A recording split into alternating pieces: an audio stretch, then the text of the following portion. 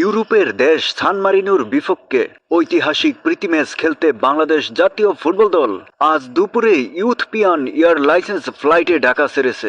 নতুন coach Thomas ডুলির নেতৃত্বে ৩০ সদস্যের প্রাথমিক দল নিয়ে যাত্রা শুরু করেছে বাংলাদেশ।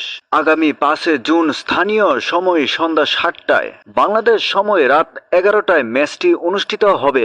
সান মারিনো বনাম বাংলাদেশ এই ম্যাচটি অনুষ্ঠিত করা হয়েছে সান মারিনো স্টেডিয়াম।